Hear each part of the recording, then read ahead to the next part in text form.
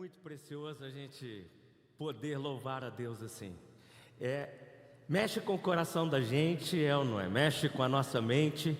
Nós estamos pronunciando coisas tão seríssimas sobre Deus, sobre a nossa fé, sobre o que nós cremos a respeito dele, e nós estamos declarando isso para Deus. Quando você louva junto com a gente essas canções, elas não são apenas canções bonitas, são nossas orações, e ao mesmo tempo a gente tenta assim soltar tudo isso que tem dentro do nosso coração, que a gente crê, que a gente confia em Deus. E quando nós vamos louvando a Deus, falando com Ele, bendizendo, adorando o Senhor, cada vez mais a gente vai sentindo o Senhor nos curando, nos libertando, se aproximando graciosamente de nós, e isso nos coloca de novo sempre assim diante do trono dEle, né? Então isso é uma coisa extraordinária. Minha gente querida, você que está aí na sua casa, e nós seguimos ainda não tendo as nossas reuniões presenciais, né? Já a gente vai voltar, se Deus quiser. Já a gente vai ter os nossos cultos aqui com a igreja reunida, louvando juntos, né? Vendo uns e outros, matando saudade, já. Mas enquanto isso, nós continuamos cultuando ao Senhor. Esse é momento de culto ao Senhor. Para a gente que está trabalhando e tudo isso aqui, e para você que está aí na sua casa ou em outro lugar, nós estamos cultuando ao Senhor. Então preste atenção, estamos na presença de Jesus, o Senhor está entre nós.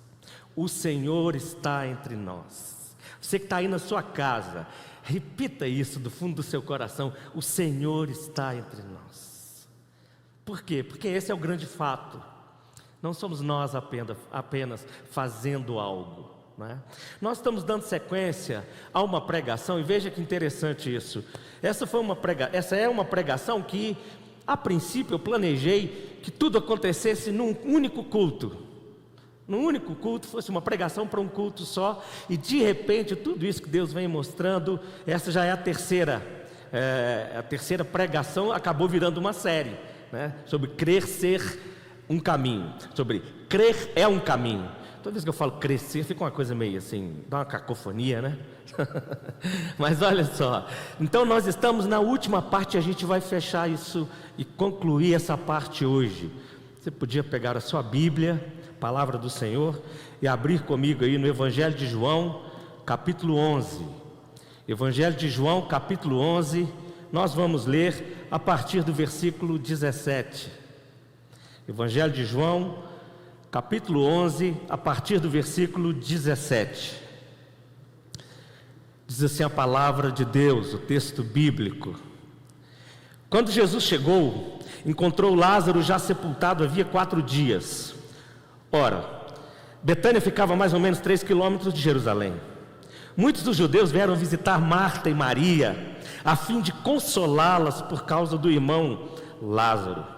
Marta, quando soube que Jesus estava chegando, foi encontrar-se com ele. Maria, porém, ficou sentada em casa.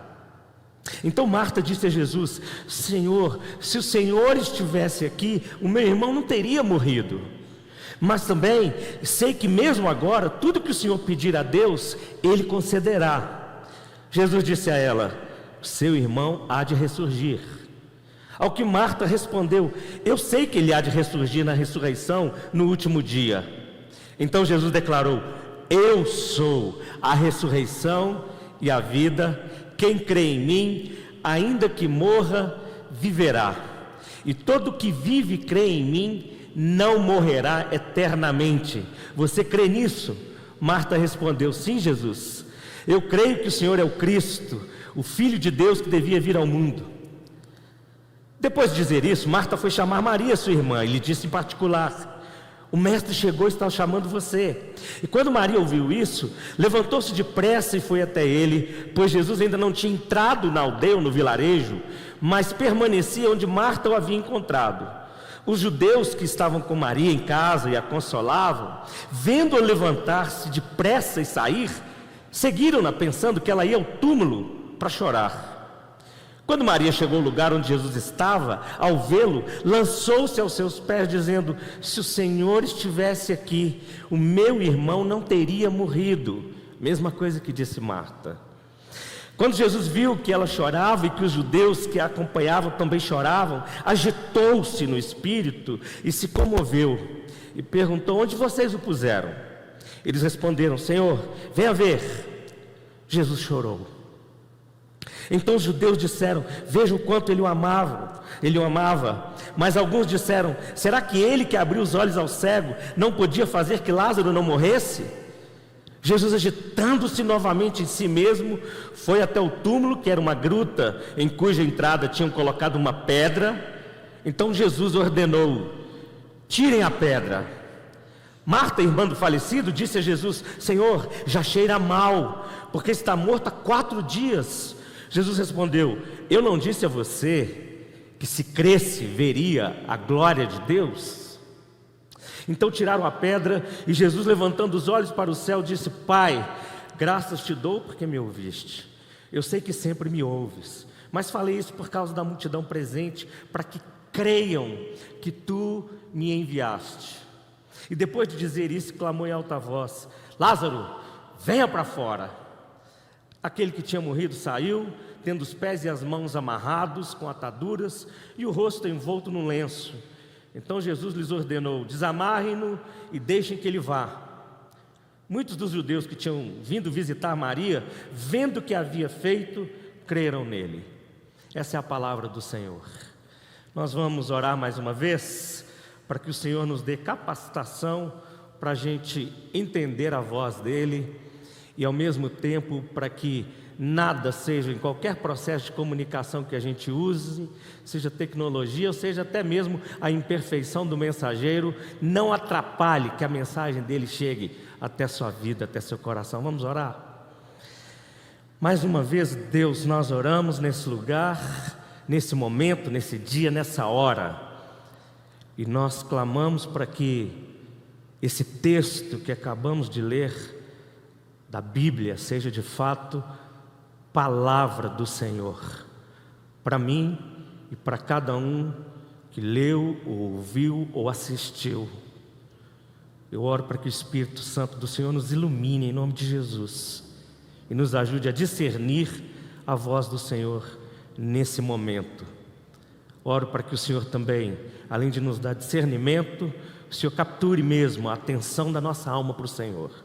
O Senhor nos livre de tudo aquilo que é distração da mente, preocupação, tristeza, tudo aquilo que nos atrapalha de ouvir a voz do Senhor, em nome de Jesus. Amém. Então, como eu disse, a gente está dando sequência ao que nós começamos 3 semanas atrás. E a gente veio falando sobre esse episódio da ressurreição de Lázaro. Lázaro adoece, lembra disso? As irmãs mandam chamar Jesus. Jesus vem, mas Jesus se atrasa um pouco mais, vem depois, mesmo atrasado no tempo de Marta, ou na expectativa de Marta e Maria. Jesus vai ao encontro delas e a partir daquilo ali desenvolve tudo isso que nós acabamos de ler. E a gente tem estudado aqui, eu tenho refletido nesses domingos sobre esse tema. Crer é um caminho. Crer é um caminho. A gente está falando isso na perspectiva desse episódio e do Evangelho de João também, que lida muito com essa palavra. E para quem não ouviu eu falar antes em outras pregações, deixa eu lembrar ou deixa eu te informar sobre isso. Esse é um dos termos que João mais lida com ele, que é o termo grego pistel, que significa acreditar, confiar. Mais especificamente no Evangelho de João, significa confiar num sentido especial. Confiar mesmo, com segurança, com total confiança em Deus. Esse é um termo que aparece quase 100 vezes, 98 vezes só no Evangelho de João. Nos outros evangelhos aparece bem menos. E só nesse pedaço que a gente leu aqui do texto ele aparece 8 vezes. Porque a chamada é sobre fé, é sobre crer em Deus. E aqui a gente vê uma fé em movimento. Então por isso que a gente está falando sobre crer.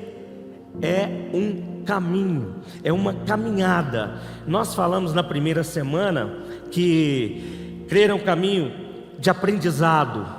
No segundo encontro nós falamos, na segunda pregação, que crer é um caminho de libertação. Então crer é um caminho de aprendizado, um caminho de libertação. E hoje eu quero dar a ênfase aqui, compartilhar com vocês, que crer é um caminho de revelação. Revelação. No versículo 25 do texto que a gente leu, Jesus diz assim: eu sou a ressurreição e a vida. Primeiro, deixa eu chamar a sua atenção para o seguinte: todo episódio que a gente vê de Jesus, todo episódio que a gente vê dos evangelhos, tudo que a gente vê e a gente lê a respeito de Deus, qualquer evento, é Deus se revelando. A palavra de Deus, ela traz para nós a revelação de Deus, antes de tudo de Deus. O assunto central aqui é Deus revelado em Jesus.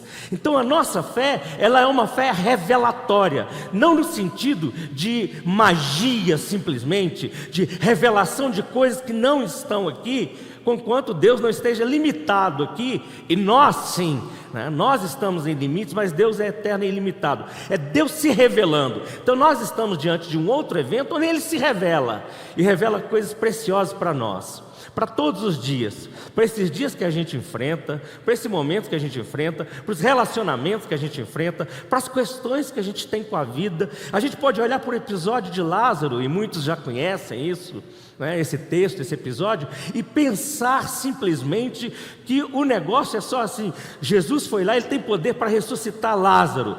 Joia, isso é uma coisa extraordinária, e isso é de fato algo que espanta, né? Apesar de que, como a gente está muito acostumado com o texto bíblico e esses mais famosos, a gente já pensa nisso como uma coisa normal. Mas não é normal, tem muita coisa sendo revelada aqui, revelada a partir do chamado para crer. Por isso que nessa expressão revelação, a gente está vendo Deus descortinando algumas coisas sobre Ele, sobre nós, sobre a fé, sobre a vida. Muitas coisas acontecendo aqui. Então, recapitulando, crer é esse caminho que nos leva a aprender dia a dia.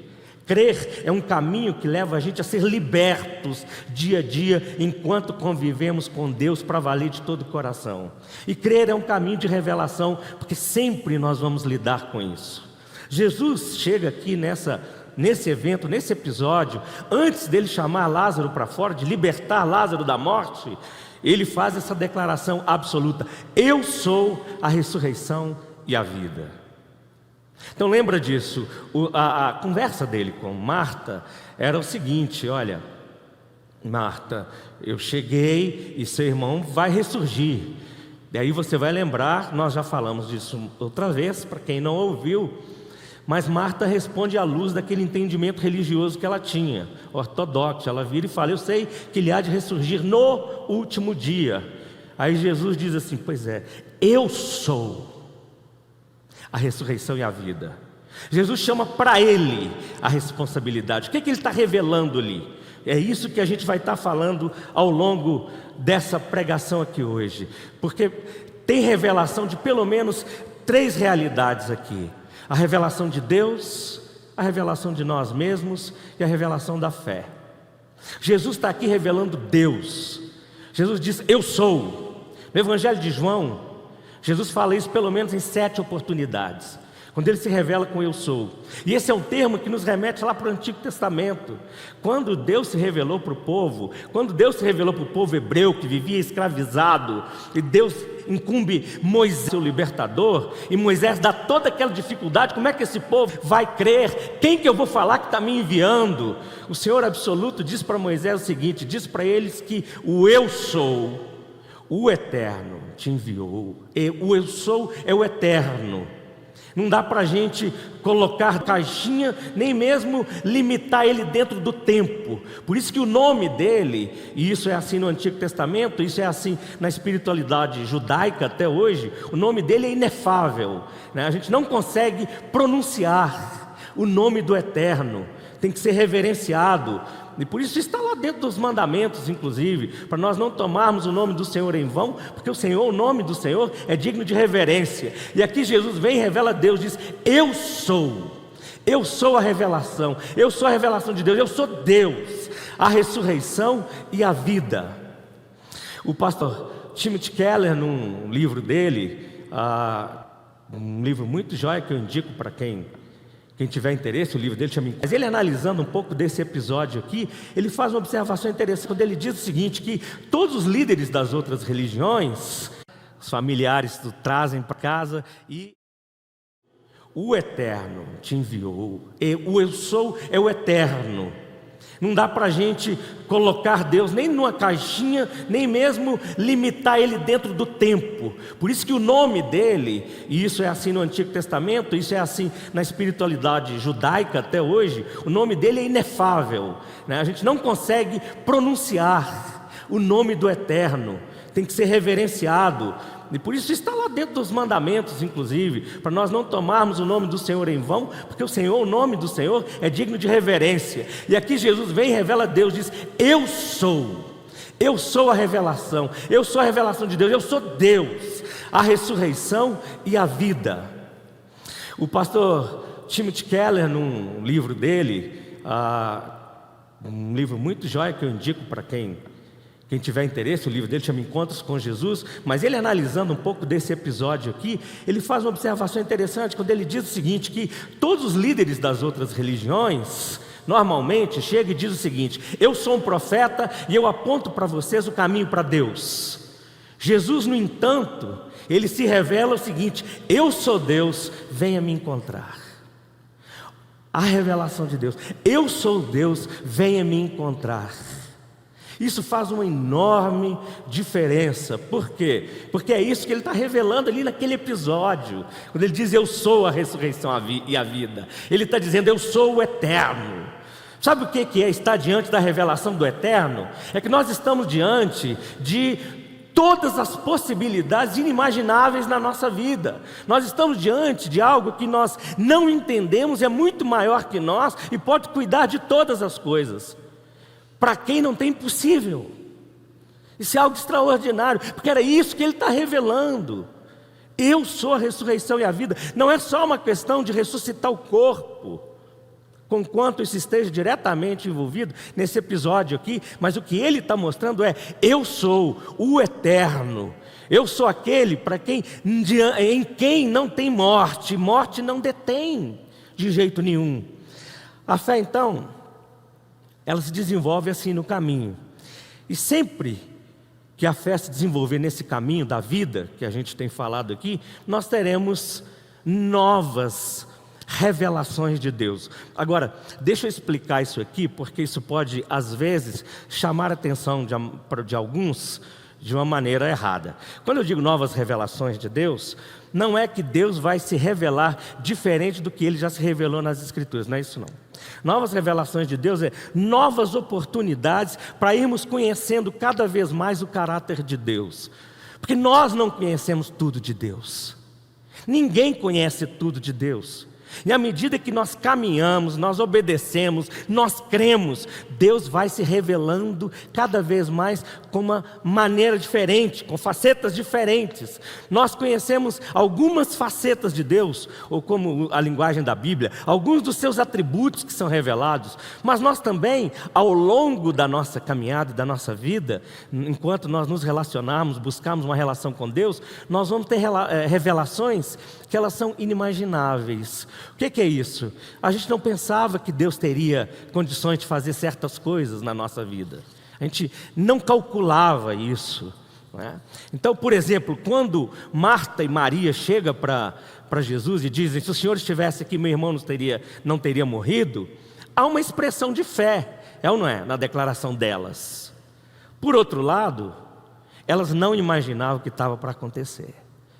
Porque assim como houve uma expressão de fé, foi uma fé que era a fé focada no tempo, num espaço específico. Deixa eu explicar isso de maneira bem clara. Eu acho que o Senhor poderia ter feito algo.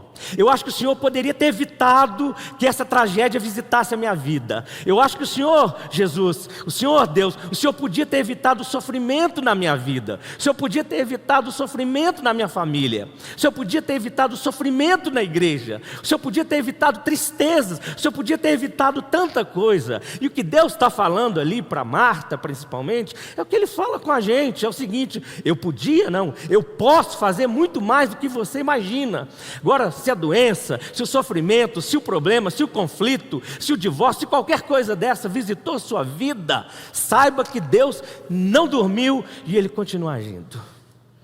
Ele te chama para acreditar em algo mais. O que é isso? É Ele se revelando. Ele vai mostrar para você o seguinte: você conseguiu acreditar até aqui, agora eu te chamo para ir além. É a fé que vai nos revelar mais do caráter de Deus, que a gente vai conhecendo mais Deus, o Pai, né? A gente vai tendo uma outra oportunidade de encontrar o Pai, reencontrar o Pai. Eu estava falando isso para o meu filho hoje mesmo, e dizendo o seguinte: como vários aspectos de Deus têm sido revelados a mim. Quando eu falo revelado, eu tenho reconhecido ou entendido de forma diferente de Deus nos últimos meses, e como eu me sinto assim quase um novo convertido na forma de olhar para Deus, o Pai. E falando em Pai, olhar para o Pai, uma das cenas que tocou muito e mexeu muito com a gente essa semana aí, isso passou em alguns programas de TV, isso viralizou também na internet. Foi um garotinho, acho que chamado Luiz, se não me falo o nome.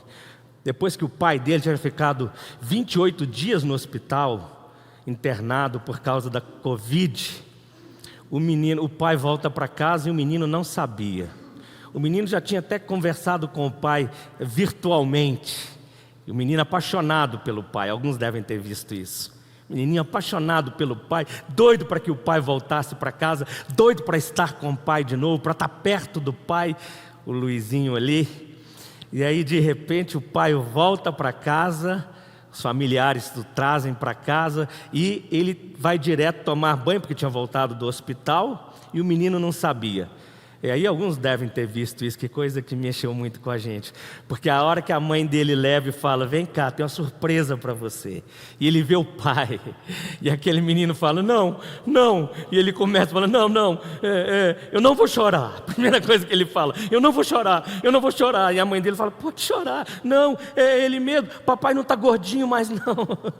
O pai dele tinha ficado 28 dias internado, estava mais magro. Ele está reconhecendo o pai de um outro jeito. Ele vai lá e abraça o pai, ele beija, o pai chora, ele volta, ele olha: você não está mais doente? Não, então abraça de novo, solta, né? Olha, volta mais um pouquinho com o biquinho e abraça de novo. Esse é o negócio da revelação de Deus. Quando Deus revela para a gente quem Ele é, quando a gente vai saindo da caixa de acha que já conhece tudo de Deus, e quando a gente crê, e quando a gente dá um passo de fé, de entrega para valer, a gente vai conhecer muito mais do coração de Deus. Nós vamos olhar para Ele e falar: então o Senhor é assim, Pai, então o Senhor é assim que o Senhor age, é assim que o Senhor é. Imagina, a Bíblia não fala, imagina Marta e Maria depois daquilo ali, como é que elas ficaram? Como é que passou a ser o culto? Como é que passou a ser a oração delas? Como é que passou a ser a expectativa, a fé em Jesus? Né? Que coisa extraordinária, porque foi Deus revelado de uma forma nova. Isso atrai, isso chama a gente para reconhecer muito mais da grandiosidade de Deus. E ali tem uma reação de surpresa, de emoção, de reconhecimento, de carinho e de amor. Jesus, nesse episódio aqui, ele revela um Deus que é totalmente imprevisível, que pode agir muito além do que a gente imagina.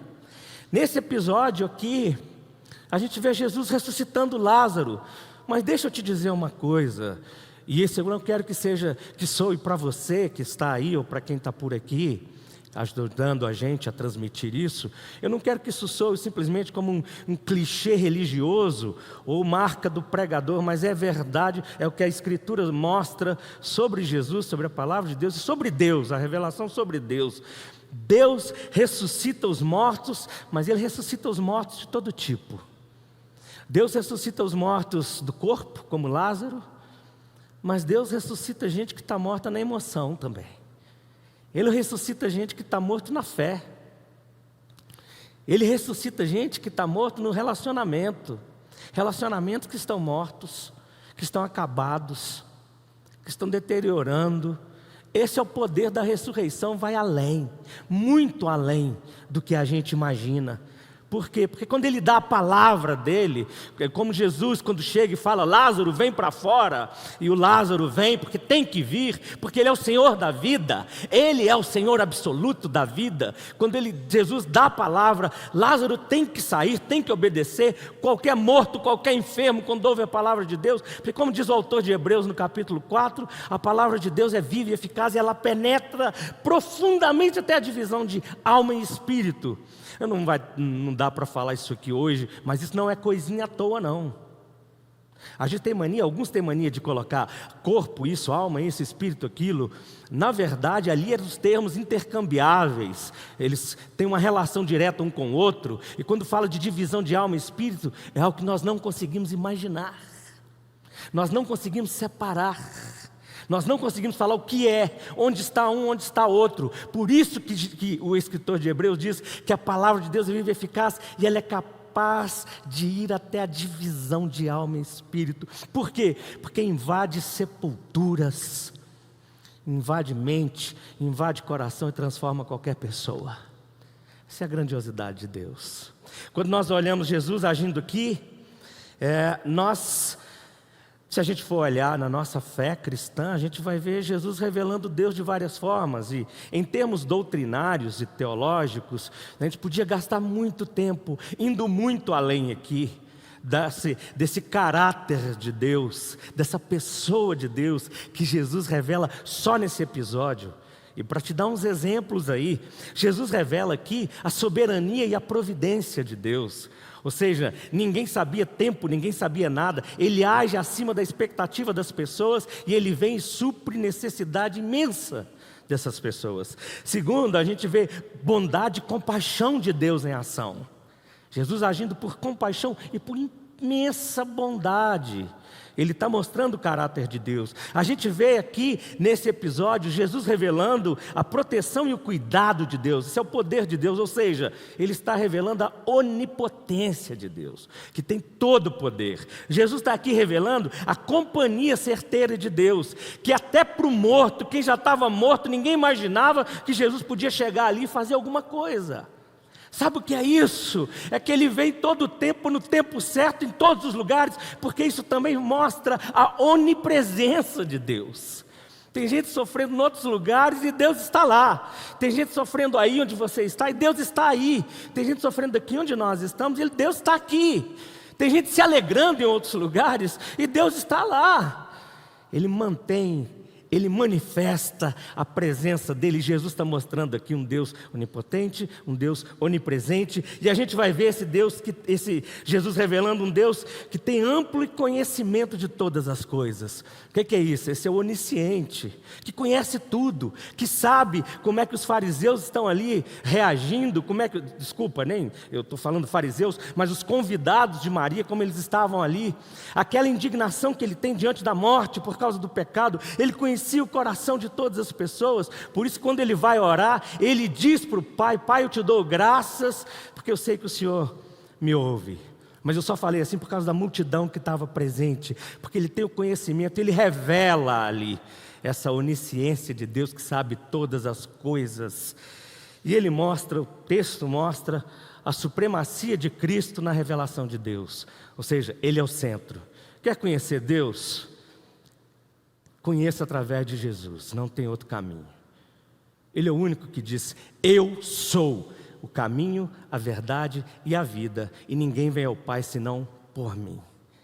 Não tem outro caminho, não tem outra confissão de fé. É Ele seu centro, é Ele que revela a Deus. Não tem outra pessoa, não tem outro estudioso, não tem outro mestre, é Jesus. Então, nós vamos caminhando aqui nessa revelação e tendo a revelação de Deus. Mas não só isso, nós vamos ter também a revelação de nós mesmos. E a gente, através desse episódio aqui, a gente aprende isso. Por quê? Porque Jesus vai mostrando isso com aquelas pessoas, e isso vem para nós também, que é o seguinte: onde é que está a nossa segurança? Onde é que está a nossa confiança? Será que a gente vive só focado no presente? Aliás, isso está tão em voga hoje. Eu conversava isso essa semana com uma pessoa, está tão em voga hoje. De fato, nós temos que estar focados, nós temos que aprender a concentrar, porque nós vivemos uma cultura que é muito distraída, cheia de distração, né? A juventude tem um desafio terrível hoje de concentração, porque ela tem distração de todos os jeitos. Então é fato que a gente precisa trabalhar a concentração da mente. Eu posso estar falando aqui para você, você pode estar aí pensando em outra coisa, mexendo num celular, olhando, fazendo contato com outras pessoas, e ao mesmo tempo me ouve e olha, essa distração toda. Mas, será que a gente está tão focado no presente que a gente perde a perspectiva do eterno? Então, quando a gente vê todas as coisas desagradáveis que acontecem na vida da gente, a gente só senta e chora, seria bom se Deus agisse, achando que Deus não vai agir mais, que Deus parou de agir. Então, nesse momento, nós também somos revelados sobre nós mesmos, sobre o nosso coração, sobre como mesmo está a nossa fé. E cada vez que a gente vai conhecendo mais de Deus, a gente vai ter que se adaptar a esse conhecimento. Deus vai agindo e de alguma forma chama a gente a corrigir a rota, né? A corrigir a nossa vida, a consertar as coisas, ou a rota da nossa própria existência. A gente vai ver o seguinte: eu não sabia que Deus era de fato como Ele é. Tem gente que está aí na igreja, pode ser evangélica, católica, qualquer igreja, está aí há um bom tempo e acha que já conhece o suficiente de Deus, e é mestre em todas as coisas. Nós não somos. Nós estamos lidando com o eterno, e lidar com o eterno, sabe o que é? É que Deus, Ele não tem um limite de tempo, de espaço, de nada disso, e cada dia a gente vai reconhecer um algo novo, porque nós não conhecemos todas as coisas dEle, nós não temos condições de conhecer todas as coisas dEle, então nós vamos aprender. E como é que nós vamos aprender? No caminho da fé. O caminho da fé é o seguinte: Deus chega para Abraão e fala o seguinte: Abraão, vamos. E Abraão diz: vamos. Jesus chegou para os discípulos dele e disse assim: vem, segue-me. Eles foram, seguiram. Esse é o caminho da fé. Eles não tiveram nenhuma dúvida. Eles foram e seguiram. A minha pergunta é: você tem? Você tem dúvida em seguir a Deus? Nós estamos tão acostumados com um Deus que nos deu uma salvação, que nós achamos que já temos o direito de viver vida cristã do jeito que a gente quer, não é? E a gente acha que Deus só vai se manifestar do jeito que a gente quer, ou do jeito que a gente concorda, ou do jeito que o meio que nós vivemos concorda. E nesse evento aqui, está mostrando muito para o coração humano que não é assim. Deus vai se revelar muito além disso. Esses acontecimentos vão mostrar muito quem nós somos, como é a nossa fé. Por isso que não tem como, gente, caminhar com Deus e manter um conhecimento. Preste atenção nessa palavra. Não tem como caminhar com Deus e manter um conhecimento estático, parado, paralisado de Deus. Isso é uma coisa que me perturba a alma, e eu quero falar isso para vocês aqui e falar para quem está em casa. Conhecimento estático é achar o seguinte: nós ouvimos declarações de fé de outras pessoas sobre Deus, sobre Jesus, e nós aprendemos com essas pessoas. Algumas vezes a gente até decorou algumas declarações de fé que as outras pessoas fizeram, mas nós precisamos ter uma declaração nossa própria, da nossa fé em Deus, porque Deus não é esse Deus estático, parado e previsível. Assim como a vida não é. Se a vida não é um negócio que está paralisada, se Deus não é um ser paralisado, imóvel, a minha fé também não pode ser. O que é isso? É que eu sou chamado hoje para olhar a vida, olhar para Deus e saber o seguinte: Deus, o que o Senhor está me ensinando hoje? O que o Senhor está me ensinando hoje? O que eu criei há 30 anos atrás, há 20 anos atrás, há 1 ano atrás, há 5 dias atrás? E hoje eu estou aprendendo a crer diferente. O que o Senhor está me mostrando hoje? Por que eu aprendi o Deus de um jeito, depois eu fui aprendendo de outro? É assim que a nossa fé vai. Nós vamos aprendendo, ela vai nos libertando e Deus vai se revelando. Esse é o caminho da fé. Por quê? Porque criança não tem condição de receber o alimento que é para adultos. Você entende isso? Criança não tem condição de receber. Aí quando chega numa fase adolescente, entusiasmada, no meio de grupos, né? E eu estou falando aqui agora espiritualmente ou religiosamente. A gente faz a festa no meio de um grupo. A fase adolescente da fé. Nós encontramos amigos, nós encontramos um meio legal. Então a gente fica na igreja e gosta disso. Aí a gente passa a crer nas mesmas coisas. Aí a gente cresce, vira jovem e vem as tentações da vida. E nós vamos ter que conhecer Deus de um outro jeito agora. Deus agora não é só o Deus que quer prender o membro da igreja na igreja. Ele é um Deus agora que quer levar o jovem, o discípulo, para a vida. E aí chama a gente a crescer um pouco mais. Nós vamos experimentar uma outra faceta de Deus. E aí quando a gente entra numa fase adulta, se é que nós, grande parte de nós, conseguimos alcançar essa fase adulta, porque até Paulo, é o que Paulo mostra na carta dele, não são muitos que conseguem tornar-se adultos em Cristo, né? Ele fala sobre quando ele exorta para que não fiquem como meninos, sendo levados de um lado para o outro, julgados para o lado de outro, por qualquer sopro ou vento de doutrina, de ensino que aparece. Ele estava mostrando para eles isso. Então quando chega na fase adulta, minha gente, a vida prova a gente de maneira muito mais intensa. E aí nós vamos conhecer uma outra faceta de Deus. E isso é necessário que a gente cresça na fé e aprenda a crescer também, ou ter uma outra perspectiva de fé. Por quê? Porque antes eu acredito num Deus que me tirou aqui do inferno e vai me levar para o céu. Ótimo. Depois eu começo a acreditar que no meio da igreja é um lugar jóia, é uma comunidade jóia, e Deus está agindo, e Deus está curando, e Deus está fazendo isso. Ótimo, sensacional, louvamos a Deus.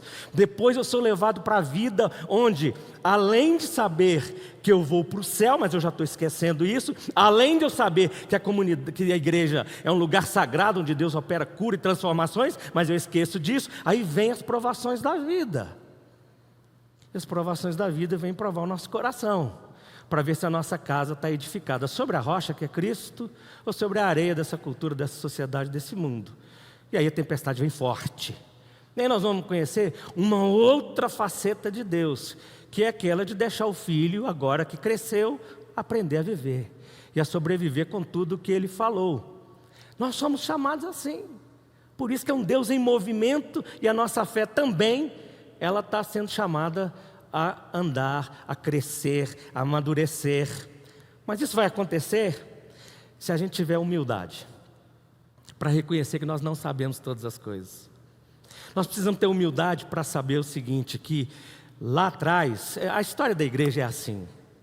Se você for olhar a história da igreja, desde os princípios, lá de Atos, se olhar os primeiros séculos da igreja, e vir olhando ao longo dos séculos, até os dias de hoje, sempre Deus mostrou pessoas que eles tinham que mudar algumas coisas, mudar a rota, consertar, voltar atrás, tirar algumas coisas.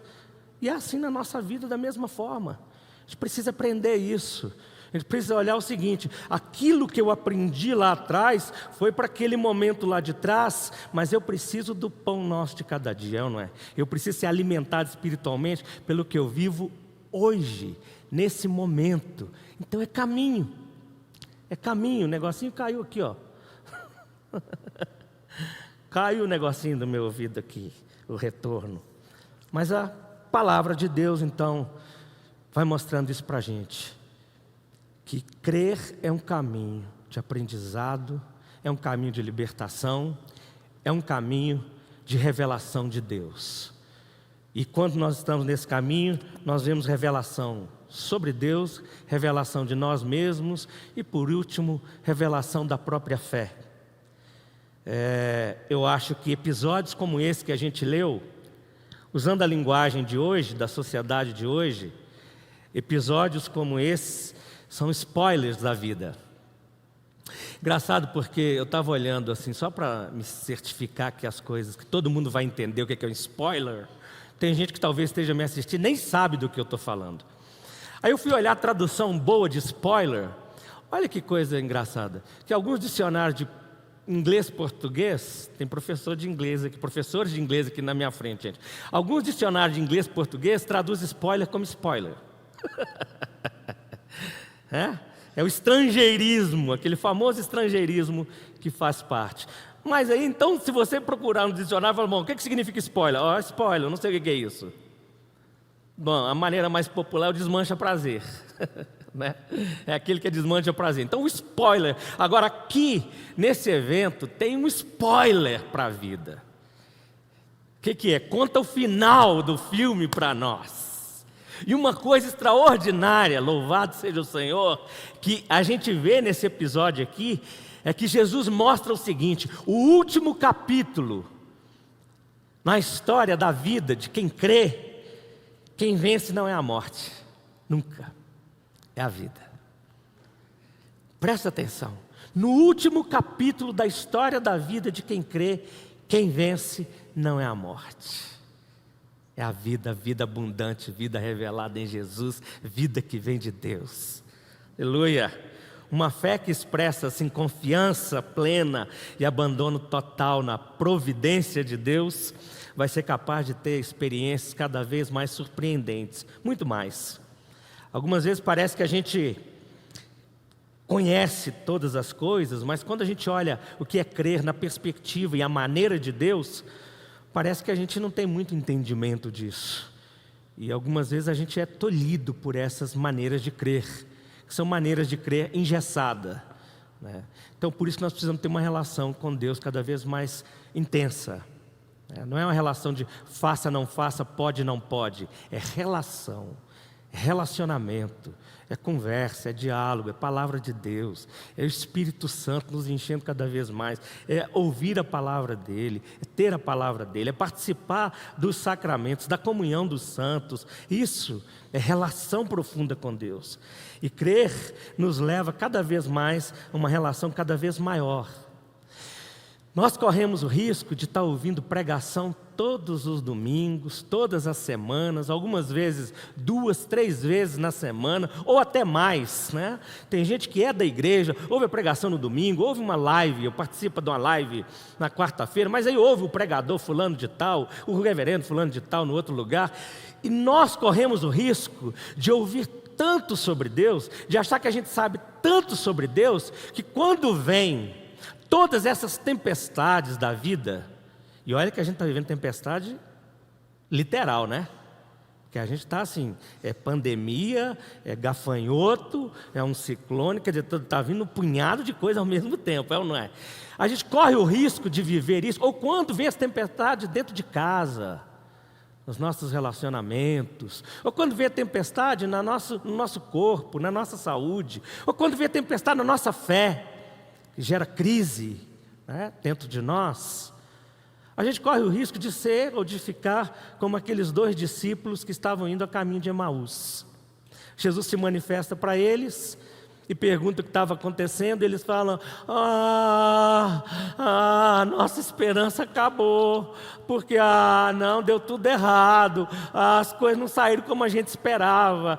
Aí Jesus vira para eles e diz assim: como vocês são lerdos. Como vocês são lerdos. Vocês não lembram na palavra? E a Bíblia diz que Jesus expôs todas as coisas que tinha escrito dos profetas, né? E da lei dos profetas que se aplicava, que se cumpria em Jesus. E Ele estava mostrando para eles ali o próprio caminho da ressurreição, e Ele, que é a ressurreição, a vida, estava no caminho deles. Nós não podemos ser lerdos. Precisamos olhar para a palavra de Deus, para tudo isso que a gente tem ouvido e levar a sério. Fé é uma coisa séria. Fé não é uma brincadeira de religioso. Fé não é uma estupidez de gente que não é inteligente. Fé é uma coisa seríssima. Fé é para gente que crê, é para gente que acredita de uma maneira extraordinária, é dom de Deus e é para gente inteligente.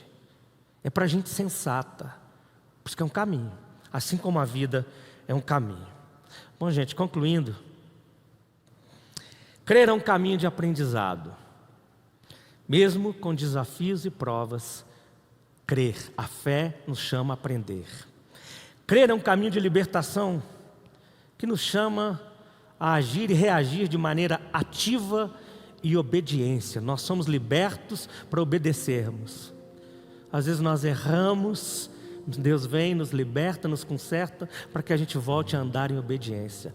Crer é um caminho de revelação, sempre a partir de Cristo, que promove a glória de Deus, a nossa salvação e a vida abundante para todos. Crer é um caminho. Caminhe nessa estrada. Só tem um jeito, é caminhar com Jesus. Crer é um caminho, é um processo. É um processo. Crer não é uma opção pela religião. Crer é uma opção por uma relação viva, constante com Deus. E a partir de Deus se relacionar com a vida e com tudo mais. Eu quero te convidar nesse instante a ouvir essa música. Uma música de um amigo querido. Tem meu sobrenome, mas não é meu parente necessariamente, que é do Beto Tavares. Mas eu queria que você ouvisse essa música que fala sobre a fé. Vamos lá?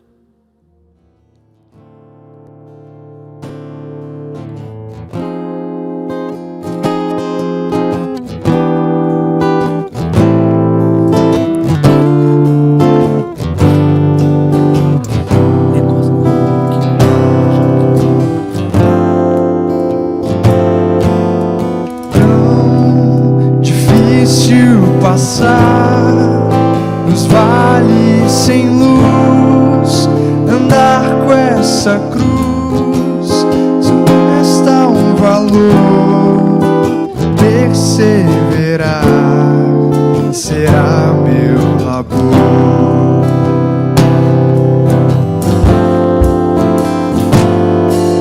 A fé, preciosa fé, me ensine a guardar, me ensine a lidar com tanta pressão.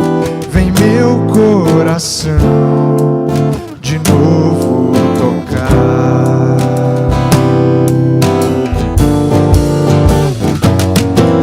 A fé guardada em mim fortalecerei,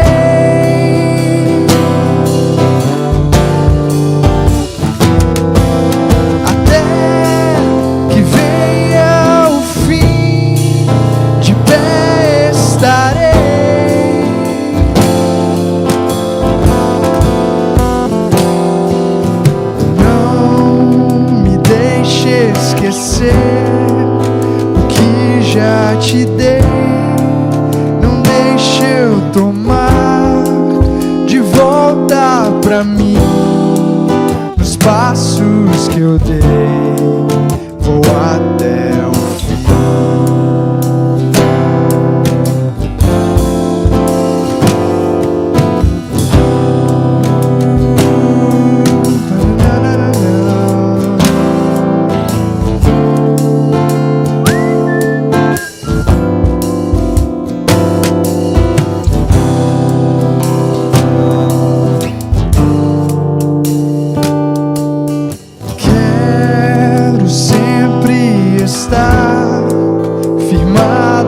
Você pro alvo andar, venha o que vier, em nome de Cristo vou prevalecer.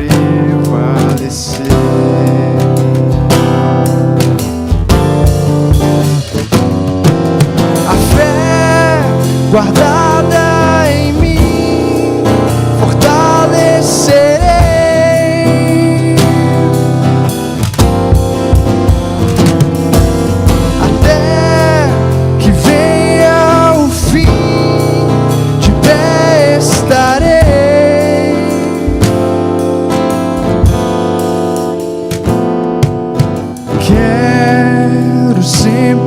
estar firmado em você.